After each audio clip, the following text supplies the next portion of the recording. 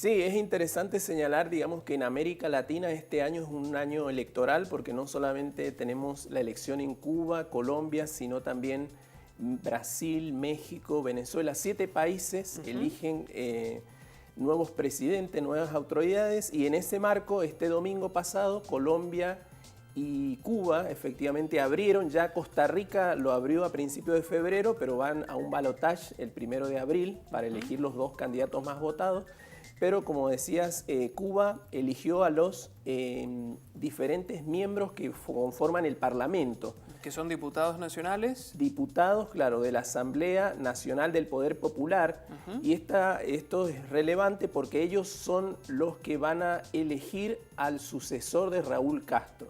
Y los miembros, se eligieron también miembros de otras instituciones como el Consejo de Estado, digamos que históricamente han sido cubiertas por figuras de la Revolución Cubana. Es decir, que a partir de este año va a haber un recambio generacional muy importante. ¿Cómo es, Sergio, en Cuba un proceso electoral? Es interesante analizarlo en el sentido de que, bueno, nosotros estamos acostumbrados a las democracias liberales y, bueno, al sistema de votación que tenemos nosotros en el sentido que es obligatorio, secreto, pero Cuba tiene un sistema de votación libre, secreto, y donde cualquier persona puede postularse, ¿no es cierto?, pero están prohibidas las campañas electorales. Eso es interesante destacar. Digamos, no se hacen campañas, como no se hacen campañas. Tienen millones de dinero, ¿no?, para armar campañas y estrategias de marketing. Allá no se hacen campañas. Claro, no. Cualquier ciudadano, digamos, puede postularse, va a figurar en un registro, en un listado, y luego los ciudadanos concurren a las votaciones y tildan, digamos, la persona que eligen. Cuba es uno de los países donde más del 95% de la población participa de los procesos electorales. Esto es interesante ver. En Colombia votó menos del 50%. En los países donde digamos, el voto es libre, generalmente hay mucha abstención electoral. No es así el caso de Cuba. En abril se va a elegir a quién va a sustituir a Raúl Castro. Claro, efectivamente, el 19 de abril está convocada, digamos, esta asamblea que va a ser la que va a elegir al sucesor de Raúl Castro. Se habla de Miguel Díaz-Canel, digamos, una figura también histórica que ha sido canciller y, bueno, y es una de los vicepresidentes actualmente del gobierno cubano. Pero también otros analistas hablan de que tal vez se pueda conformar un consejo no unipersonal, sino de varios integrantes. Bueno, eso está por verse, hay mucha incógnita realmente, pero es un hecho histórico porque Cuba va a dejar la generación histórica de la Revolución Cubana en nuevos dirigentes, ¿no es cierto? Y esto en un marco, recordemos que Trump terminó con la política de Obama. Bueno, esa es la idea, terminar con la política de Obama, de un poco de acercamiento hacia Cuba, y Obama directamente, Trump ha vuelto a consolidar el bloqueo de alguna manera y el rompimiento de las relaciones con Cuba. Es muy importante, Sergio, analizar lo que se da detrás, ¿no?, de las elecciones y de los procesos electorales cuando son tan distintos a los que estamos acostumbrados nosotros. Leí un dato, y antes de pasar a Colombia, que más del 50% de los candidatos a diputados son mujeres en estas últimas elecciones, con estas cuestiones de paridad de género que se habla mucho aquí en nuestro país, y por el otro lado que la mayoría son profesionales, es decir, tienen un nivel universitario. Esto tiene que ver con el punto o la baja de analfabetos que hay justamente en Cuba, ¿no?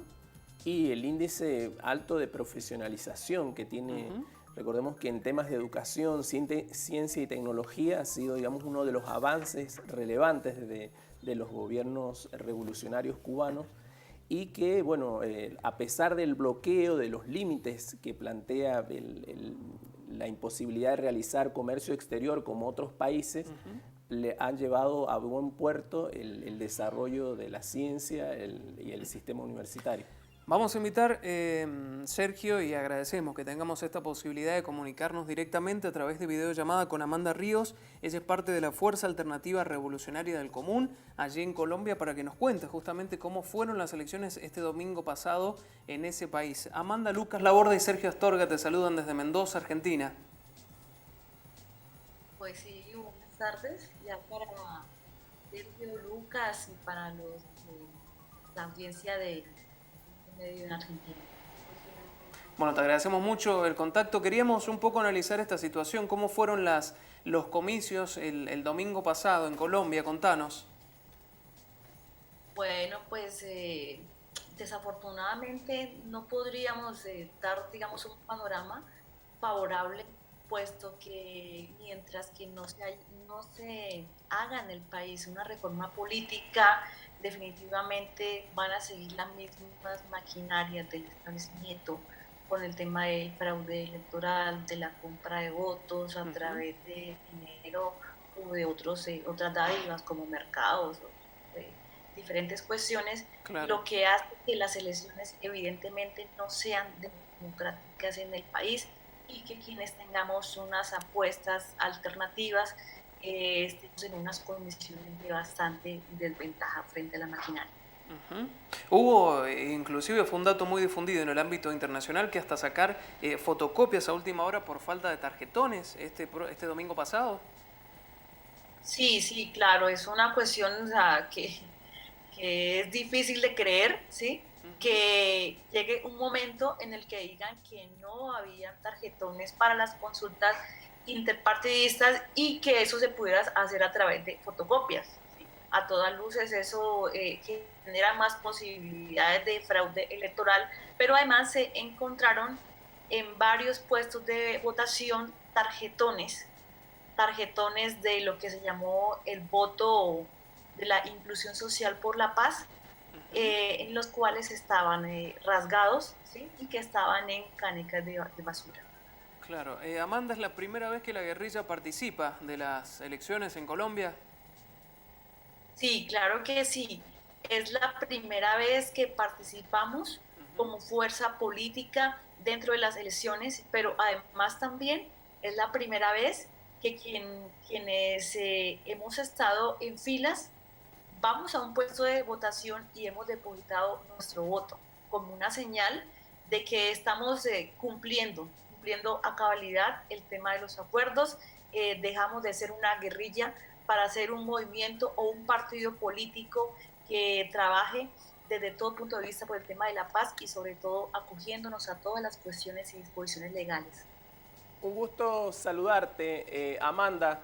Hemos seguido el proceso electoral colombiano y también el proceso de paz. Bueno, en estas elecciones se eligieron diferentes representantes dentro de una elección interna de los partidos políticos que luego van a competir en las elecciones presidenciales. El candidato de la FARC, Timochenko, renunció por cuestiones de salud, ¿no es cierto? Bueno, ¿cómo ustedes avisoran la elección presidencial, ¿no es cierto? Que está, dicen, bueno, muy polarizada por diferentes sectores.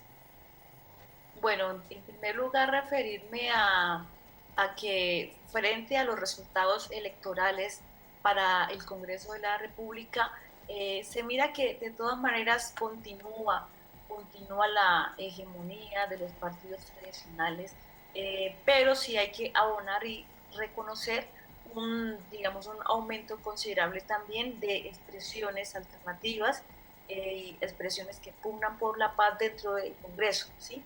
Eso implica que tendremos, digamos, una bancada que esperamos pueda ser, digamos, una convergencia para sacar adelante la implementación de los acuerdos y diferentes proyectos de ley que permitan para colombianos y colombianas un mejor vivir. Y frente a las elecciones para la presidencia, el panorama es bastante complejo. Hoy día existe un clamor, no voy a decir de la FARC porque no hemos sentado, digamos, una posición oficial frente a eso, pero hay un clamor de muchos sectores, ¿sí? De que diversos candidatos, ¿sí? Se puedan unir para hacerle frente a la posibilidad de que la extrema derecha suba nuevamente al poder, ¿sí? Más aún con lo que ustedes ya conocerán, ese prontuario criminal de los falsos positivos, del terrorismo de Estado, y de muchos otros montajes que han agobiado pues día a día la población colombiana. Bien, Amanda, te agradecemos mucho el contacto. Te mandamos un abrazo grande a la distancia, ¿sí? Bueno, igualmente para ustedes y gracias por permitirme este espacio para dar nuestra posición. Gracias, Amanda. Hasta luego. Bueno, allí estaba. Complicada la situación en Colombia desde el punto de vista desde, bueno, lo que decía Amanda Ríos, referentes de la guerrilla también. Ayer comentábamos lo que pasó también en Brasil, cerca de nosotros acá en el noticiero, la muerte a balazos de una concejala de la izquierda. Digo, hay una situación compleja en Latinoamérica, ¿no? Claro, en este marco es ver, digamos, los diferentes grupos de extrema derecha, cómo utilizan los diferentes medios, ¿no es cierto?, para llegar al poder. Bueno, en el caso colombiano se está consolidando esta fuerza conservadora, digamos, sobre todo el candidato uribista, es el que, bueno, mencionan que tiene más chances de llegar a la presidencia, y el otro candidato es Gustavo Petro, el exalcalde de Bogotá, que eventualmente podría llegar a un balotaje. Pero realmente con lo que pasó en Río de Janeiro, bueno, es, digamos, un antecedente de cómo la dictadura de Temer, digamos, este gobierno está restringiendo las alternativas políticas, más con el asesinato de sus líderes políticos principales. Bien.